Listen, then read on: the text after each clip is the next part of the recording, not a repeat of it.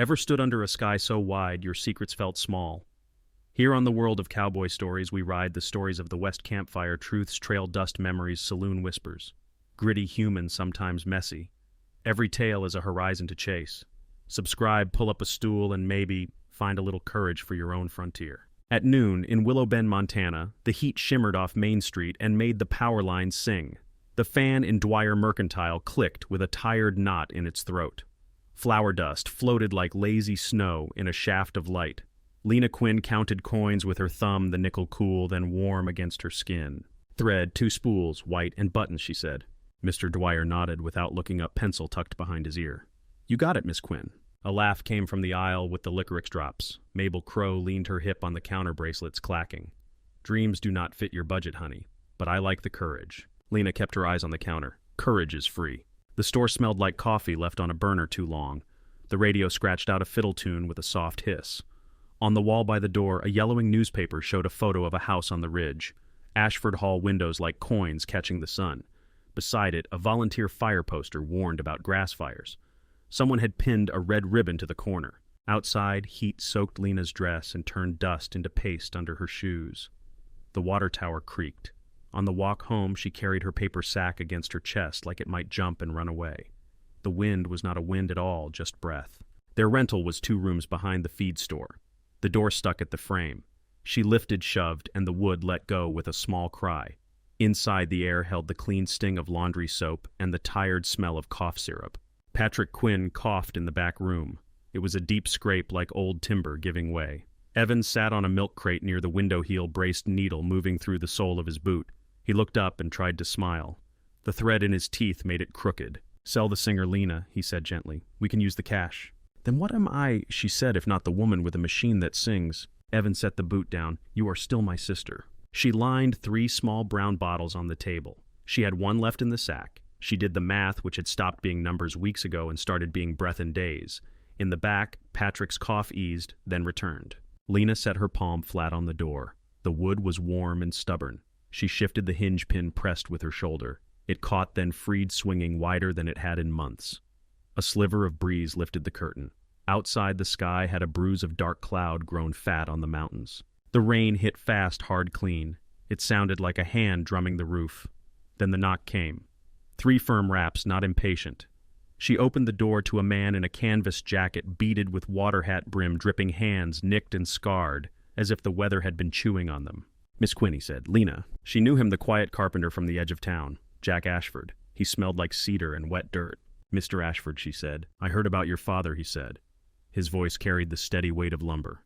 "You need a roof that holds, and medicine that does what it says on the bottle." She did not invite him in. He did not step over the threshold. Some things decided themselves. "I need a wife," he said. "The house is empty. Folks talk less when a man is married. I will not ask anything you do not want to give. I can pay for the medicine, food, a doctor if he will come." It sounded like boards set on a foundation straight and square. Her heart banged once against her ribs. Behind her, Evan went still. "Why me?" Lena asked. The rain slowed water dripping from the eaves in separate beads. Jack looked past her to the narrow table, the bottles lined in a row like a small army losing ground. He looked at the singer, at Evan's fingers, at the stubborn door now opening on its own. "Because you look at people like they do not owe you anything," he said. "And I want quiet, not the kind that makes your ears ring, the kind that lets you hear the birds." Evan stood and came forward. He studied Jack the way you study a fence post to see if it will take a nail. Patrick coughed again, softer now, then spoke from the other room in a voice rubbed thin but clear. "Take the door that opens, Lena." That night she sat at the edge of her father's bed and watched the rain curl itself into sleep on the window. Evan worked late, needle whispering in leather. Lena held the wooden thimble to her lips and tasted old work. The thought that came was not a thought at all. It was a room with light in it. It was a hand placing a bowl in front of her, steam rising. 2 days later, under the blue hum of a neon clock in the county office, they signed their names. The clerk's stamp thumped down and left a wet circle. The ceremony fit between a cattle permit and a property tax appeal. Mabel Crow drifted in on some errand. She drifted closer. "Poverty marries pine," she said to no one and everyone. Jack slipped a ring over Lena's finger. It was maple-sanded, smooth, warm from his palm. The grain made a small river around her knuckle. Mr. Dwyer had come to witness hat in his hands. He cleared his throat to fill a silence that did not need filling. "May it hold," he said, and then he smiled like he knew what he had said. They walked out into sunlight that broke through the last thin curtain of rain. The streets shone. Tires hissed. The town looked at them and looked away. The road out of Willow Bend turned to red dirt and then to a track. Wire fences leaned. Crows hopped on posts and made remarks. At the end of a long field stood the Ashford place, a house that had not been given enough to eat in years. The porch sagged. The barn bent its back toward the creek. A broken ladder leaned where someone had once meant to fix a gutter and had not. Home, Jack said. The word had new weight. It hung in the air and did not fall. Inside, the house smelled like dust shaped into rooms, and under that the clean ghost of cedar. A window gave up and opened on the second try. Sunlight stepped in and looked around as if counting. Lena ran her fingers along a windowsill. There were initials cut there, 2 sets linked, J and R. The knife had slipped in one place and left a scar the wood had learned to live with. "Who carved these?" she asked. "My mother," Jack said, "and my father." They stood with that a moment. The room held still, then shifted as if something had exhaled. Jack showed her the small bedroom at the back. The bed was made. The quilt had been turned down and turned up again at some point. The curtain lifted and dropped. It was a clean space, and that was enough. "I will cook," Lena said. "I can make coffee," Jack said. "Sometimes I do not ruin eggs." "Then I will do the eggs." He nodded and left her there. She sat on the bed and looked at her hands. They were not pretty hands. They were strong and careful.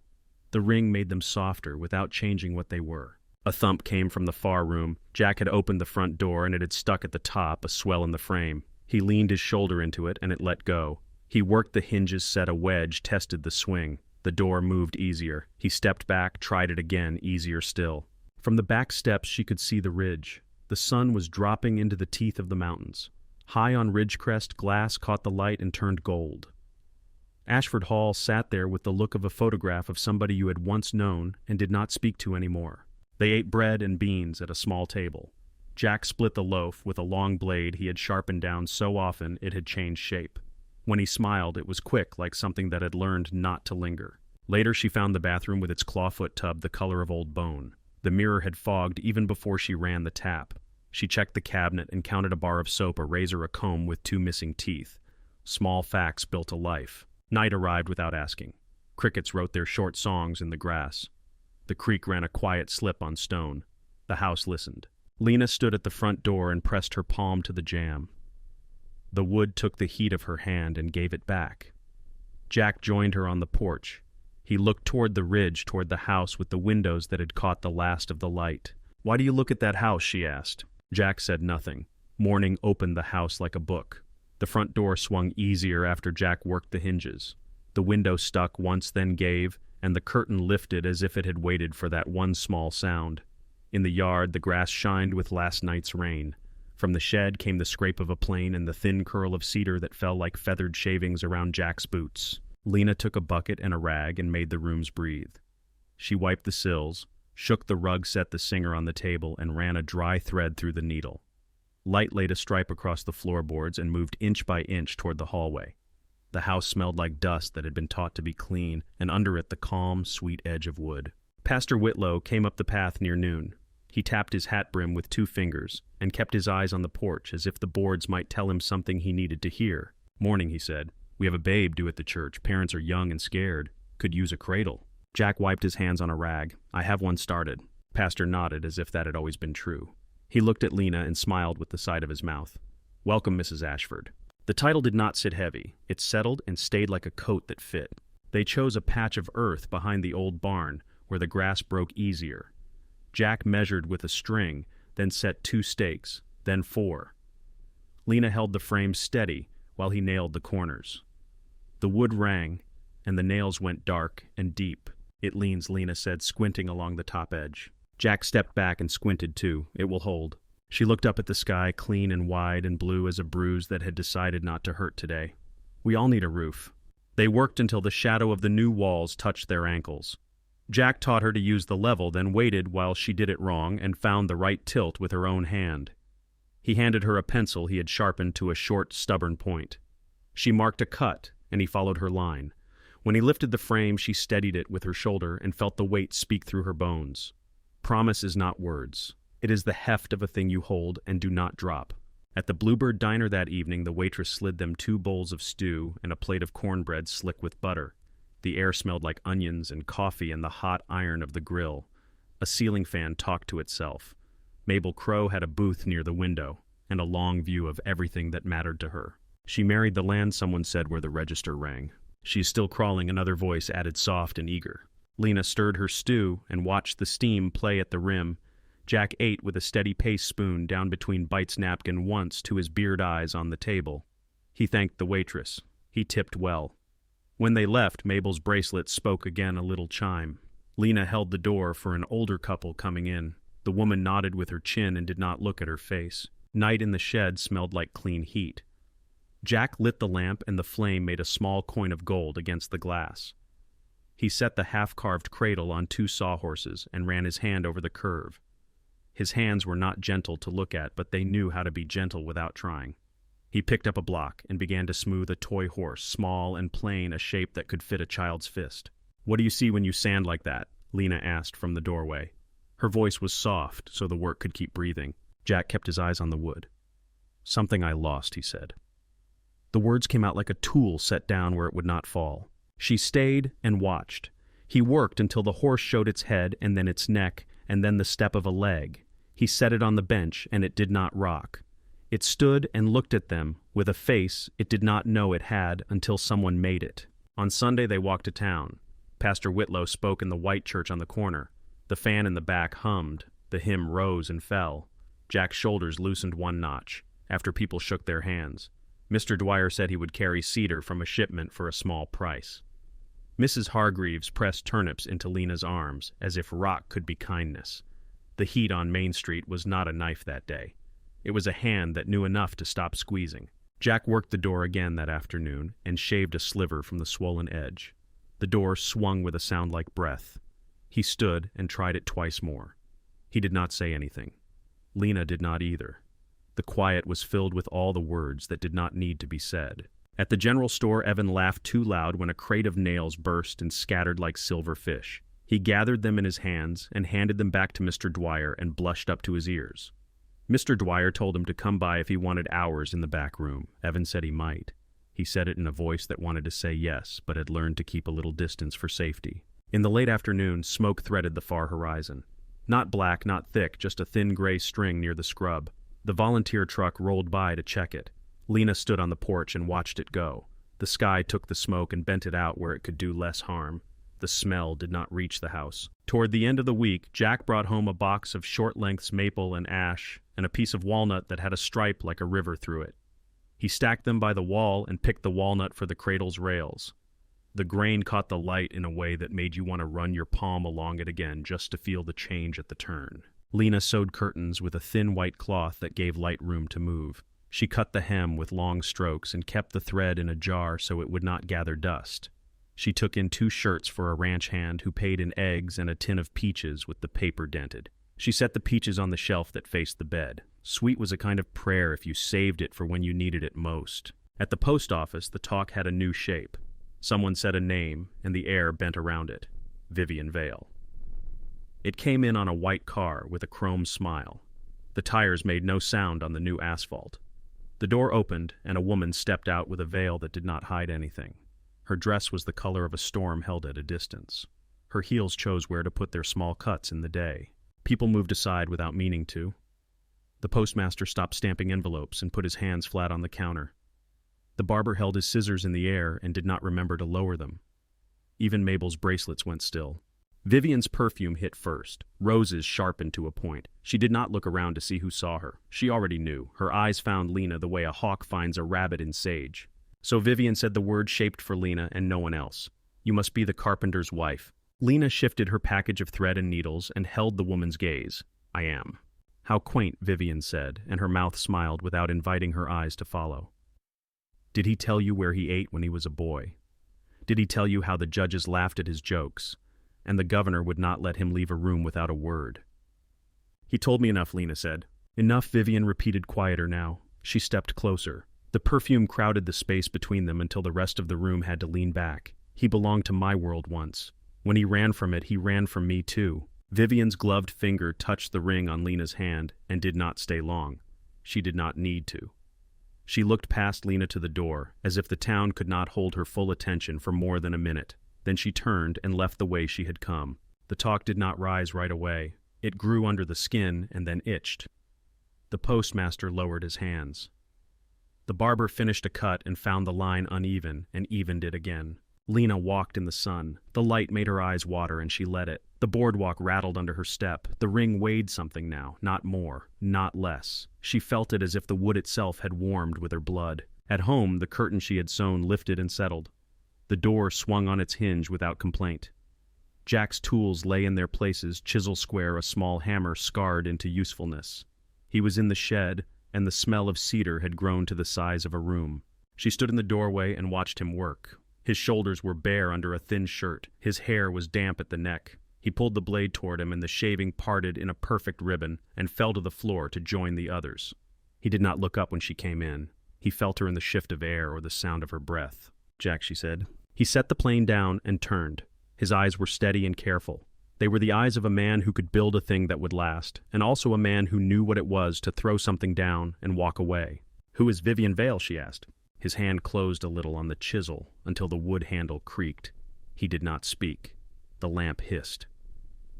Outside, a gust ran through the grass, and then stopped as if it had reached a fence it did not want to climb. The question hung in the shed like dust motes in lamplight. Jack set the chisel down as if it might bite. The lamp hissed. The cedar curled at his feet. From across the valley, a siren rose thin, at first, then sharp enough to cut. Jack lifted his head. Another siren answered from town. The air shifted. Lena stepped outside and felt the change on her skin, a hot breath from the ridge. A faint smear of orange climbed the dark line of pines. "Do you smell that?" Jack said. Smoke reached the yard in a thin ribbon that carried ash and the sweet sting of resin. Somewhere upwind grass snapped.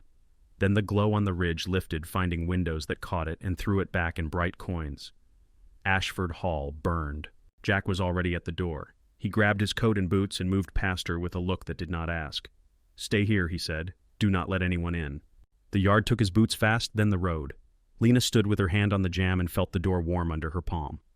She closed it and set the latch. The house felt like a held breath. At the ridge, the world turned loud. The volunteer truck pumped water that could not keep up. Men and boys passed buckets up the steps, water sloshing their wrists. Sparks rode the wind and landed in the grass like seeds looking for ground. Women herded children to the lane and counted twice. A horse kicked at its stall until someone cut the rope and slapped its rump. Jack did not push to the front. He cut through the noise and found the work that needed a hand. "Keep the wind at your back," he said, and the words carried. "Move the livestock to the north fence. Watch the eaves." He climbed the stairs 2 at a time and shouldered the door. The knob turned in his hand with a memory it had been saving for him. Inside, the fire had chosen its path and was taking it. Heat blew across the entry like someone opening an oven on your face. He held his sleeve over his mouth and squinted through a bright rain of sparks. The piano in the parlor glowed along its edge. The portraits on the wall darkened as if night had come to their eyes and stuck there. "Richard," he called. The house groaned. A section of ceiling sagged and let go. Smoke rolled along the floor in a low river. Jack crossed it and found the old man on the carpet with one arm curled under him, as if he had reached for a step that was not there. "Father," he said the word, catching on heat. Richard Ashford opened his eyes and squinted up at the face bent over him. For a heartbeat, he was not in a burning house. He was a man seeing a child he had not made room for. "Thought you would never come home," Richard said. "I did not come home," Jack said. "I came to save what I can." Richard's mouth tugged into a tired shape that had once been a smile. "Then save yourself." The floor cracked under their weight. Jack got an arm under Richard's shoulders and lifted. The old man was lighter than he should have been. Fire climbed the wallpaper in narrow tongues and spread at the ceiling in sudden flowers. Jack took 2 steps, and a beam dropped from above, caught him at the shoulder, and sent a bright shock down his arm. He stumbled, and the old man slipped. "Go," Richard said. His fingers found Jack's cuff and held it once, then let go. His eyes cleared. "You were always the best thing this house had." The next beam fell, and the room turned to noise. Jack dragged himself backward on 1 hip boots, scraping shoulder screaming. He found the door by feel and air, hit his face like a second life. 2 men grabbed him under the arms and hauled him down the steps into the cool that lived under the porch. "The old man," one asked. Jack shook his head and coughed until his throat burned clean. He tasted metal. He tasted pine. He watched the roof fold in on itself and the flames rise into the night like a new weather. By dawn, the house was a black frame sketched against a pale sky. The glass had pooled on the floor in clear puddles that caught the light and pretended to be water. Smoke lifted in long gray strands and drifted toward the pasture where it would do no more harm. Crows sat on the fence rails and thought their bird thoughts. The town gathered while the day found its color. The volunteer truck idled. Men stood with their hats off and did not know where to put their hands. Women brought quilts and set them on shoulders that trembled now that the work was done. Children watched with the quiet you only got at funerals and fires. Lena came up the lane with Pastor Whitlow. She saw Jack seated on a low wall of stone shirt burned at the shoulder skin, bright there, in a way that said it would hurt in an hour. She moved to him and touched the scorched cotton.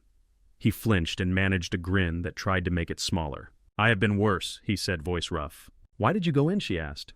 He looked past her and said nothing. The answer was inside the house that was no longer a house. A car with polished chrome rolled to a stop where the gravel turned to dirt. Vivian Vale stepped down without looking at the rock under her heel. Her dress had soot at the hem, and she did not notice. The air around her carried the same sharp roses. She saw Jack, and Lena lifted her chin and walked forward as if the smoke had given way for her. "How poetic," she said, and she did not speak loudly, yet everyone heard.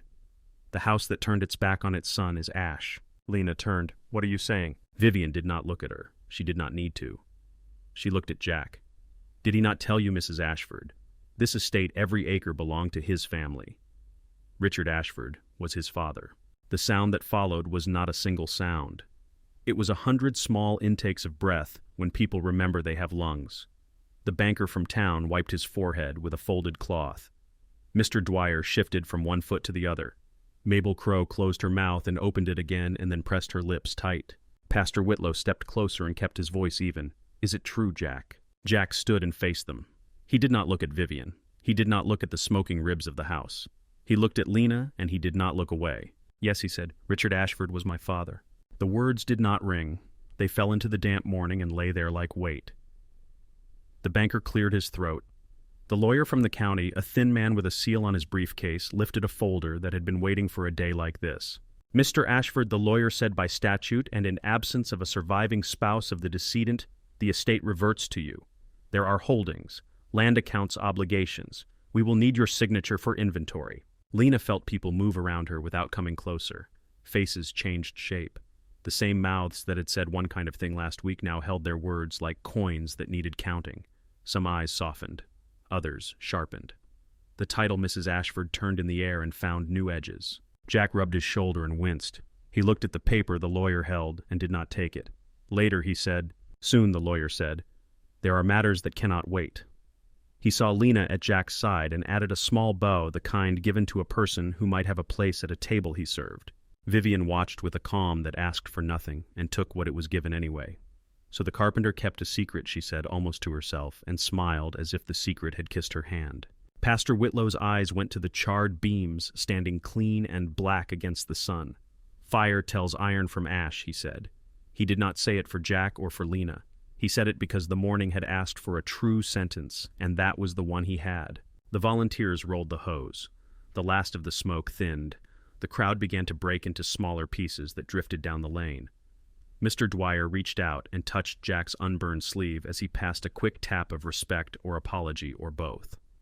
Mabel looked at Lena as if the math had changed, and she would need to start over. Lena and Jack stood where the light found them. He took her hand and felt her fingers steady and warm. A gust came up from the river and lifted ash into the air and soft gray leaves. Across the yard, the lawyer closed his folder and spoke to the banker in a flat tone that sounded like work. Jack let go of Lena's hand and stepped forward. He picked up a charred slat and turned it in his palm. The wood left a mark that looked like a glove. His face did not show much, only a trace of a boy who had grown up with ceilings this high and had learned to measure rooms with his eyes. Lena watched him watch the ruin. Her throat tightened. The world had put two truths at their feet and did not care which one they lifted first. Behind them, tires hummed on gravel. Another car climbed the lane and slowed near the lawn that was no longer a lawn. The door opened.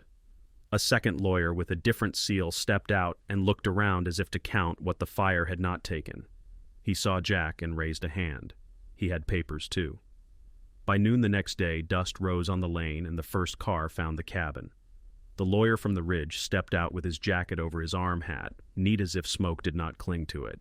He had a folder with a county seal. A second man from the bank rode with him and kept his eyes on his shoes. "Mr. Ashford," the lawyer said, "there are filings to begin. The estate is large. It needs an heir present." Jack stood on the porch with a rag over his shoulder and a nick on his knuckle that would not stop weeping. He let them talk. The words filled the space between the steps and the yard. Lena stood behind the screen and watched the lawyer's hands, the way the fingers flexed as if they already held what they wanted. Soon the lawyer said, "Today, if possible." Jack nodded once. "I will come up the ridge." The lawyer slid a card across the rail. "We will be waiting." They left print on the dust and turned the car in a circle that cut the dry grass flat. Mabel came up the walk after they were gone with a pie that had more air than fruit and a smile that did not know where to land. "Mrs. Ashford," she said, "he is a fine man. A name like that. It was only a matter of time." She looked past Lena into the house the way you look past a person to see if they are real. Lena thanked her and set the pie on the counter and covered it with a towel. In the afternoon, a white car came and did not raise dust at all. Vivian Vale stepped out and took the porch as if it had been built to hold her weight. She did not lift her hand to knock. She waited. Jack opened the door. He had a plane in his left hand and cedar on his sleeve. Lena stood at the sink and dried the same cup twice. "So this is where the heir lives," Vivian said. "It is smaller than I imagined, but charming in a way." "Say what you came to say," Jack told her. "You will drown in paper if you do not let me help you," she said. "You could be back on that hill by winter. The land is yours. The accounts are yours. The name is still on the gate. All it requires is that you stop pretending this is enough." She cut a quick glance at Lena, then back. "Do not throw away Ashford for a woman who has nothing to be called by but your name." "Get off my porch," Jack said. Vivian's mouth took a new shape. Then it found its old one. "You were always proud," she said. "Pride will starve you if you feed it only wood and dust." She turned and left. Her perfume hung behind like a judgment that chose to stay. That night they sat on the steps and watched the field go dark. The door swung easy. The hinges did not catch. The creak whispered. A wind came and tested the roof and left it alone. "Do you miss it?" Lena asked. "No," Jack said. He kept his eyes on the ridge. "I miss what it could have been, if it had a heart." "Then build that," she said. "Not a hall. A life that opens its doors." He looked at her hand on her knee. The ring had taken the shine of skin. He set his palm over hers and felt the heat the day had stored there. He stood and went inside and came back with a small block of maple. He rubbed wax into it. The grain rose to meet him. He put the block in the pocket of his coat and left it there. Evan came to the porch when the stars had settled into their places. He leaned on the post and scuffed his heel against the top step. "If you go up there," he said to Jack, "they will not let you come back down." Jack breathed in the cedar in the air and the faint burn of old smoke. "I have to close what my father left open." Evan looked at Lena. "And what will you do when he chooses that world?" Lena's throat worked. The answer came and did not shake. "Bless him from here." At dawn, Jack rolled a shirt and a book into a canvas bag. He filled a canteen. He stood in the doorway and touched the jam the way a man touches a thing that holds him in a way a name does not. Lena lifted her chin. "Go with peace," she said. "I did not marry a name." He kissed her forehead. His lips were warm and tasted like coffee. He left, and the day swallowed his shape a little at a time until he was road and dust. The ridge still smelled like rain soaked into charcoal. Jack stepped through the bones of the hall. Glass had curled into silver tongues along the baseboard. A stairway rose to a landing that fell away into light. He moved to the study where the shelves had turned to ribs. A desk crouched in a corner with one drawer that had not burned.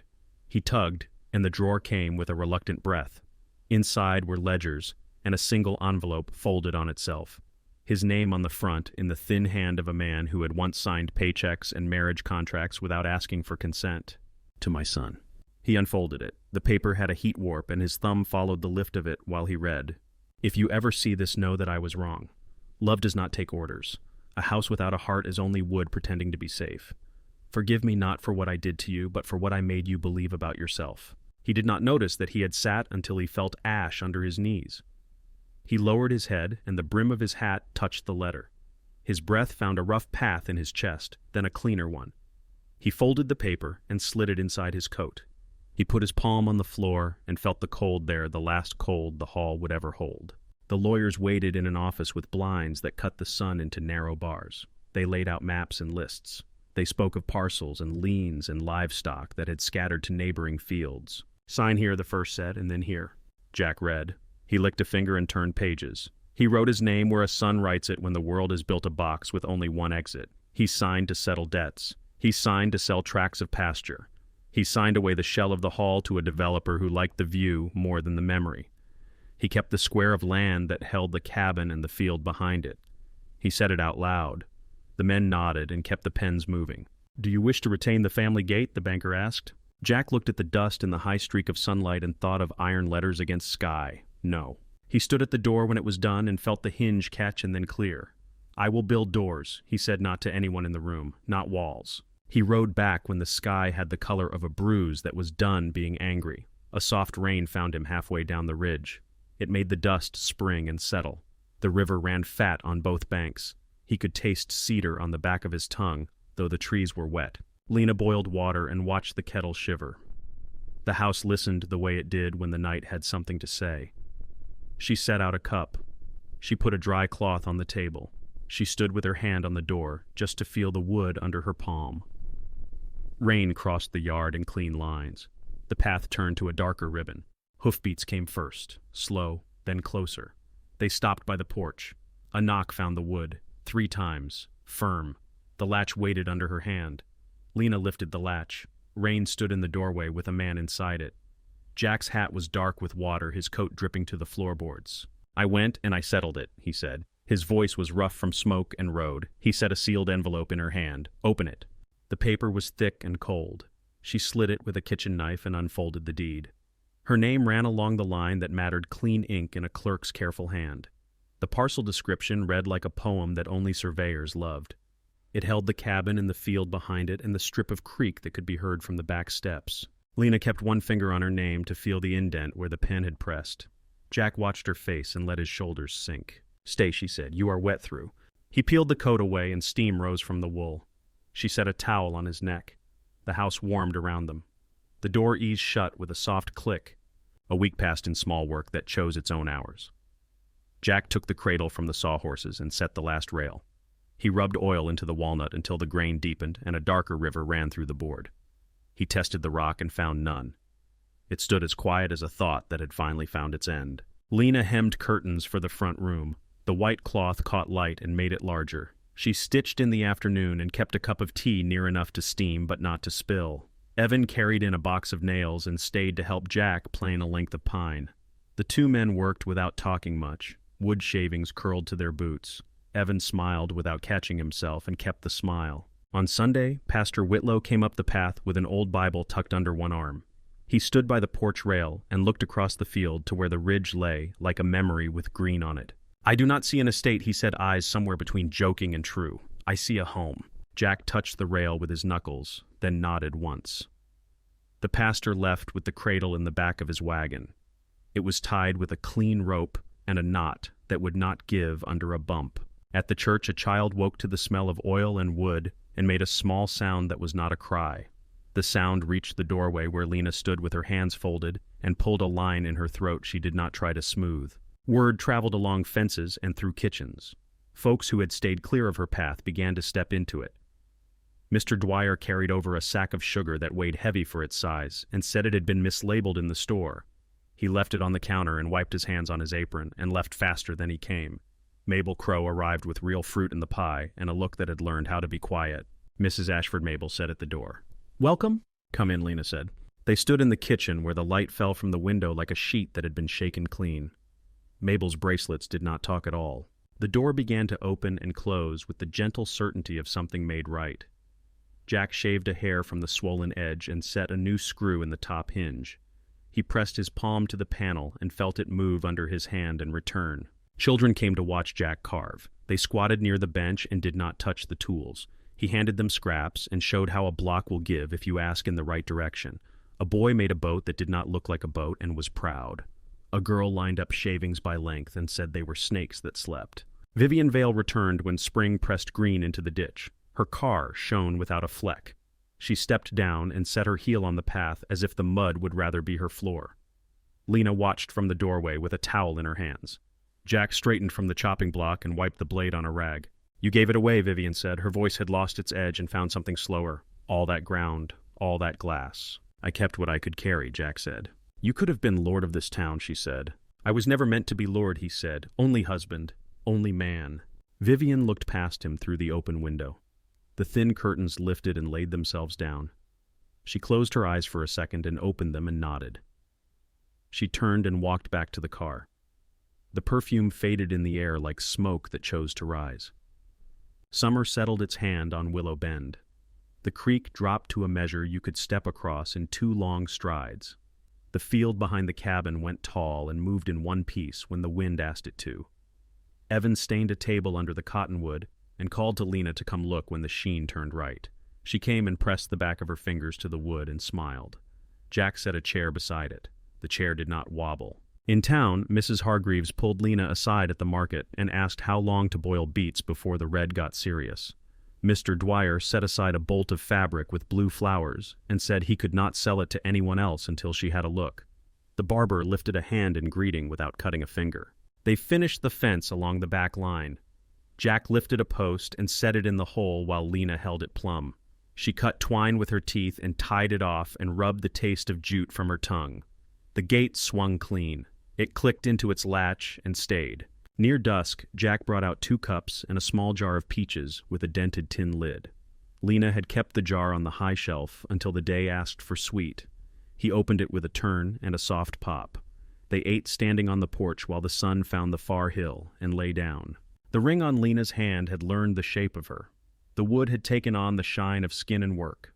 She turned it with her thumb and felt the grain like a small river that went around and never found a mouth. "Do you remember Jack said the door that would not open?" "I remember," she said. He looked across the field where the grass bent and lifted. "It opens now."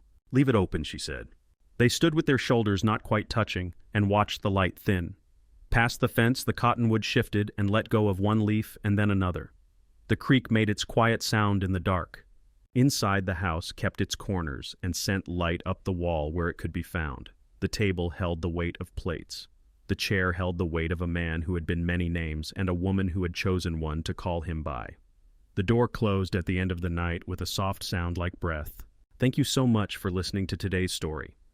If this story resonated with you or made you reflect, I'd love to hear your thoughts, so feel free to share them in the comments below. And don't forget to subscribe and hit the notification bell so you won't miss the next story.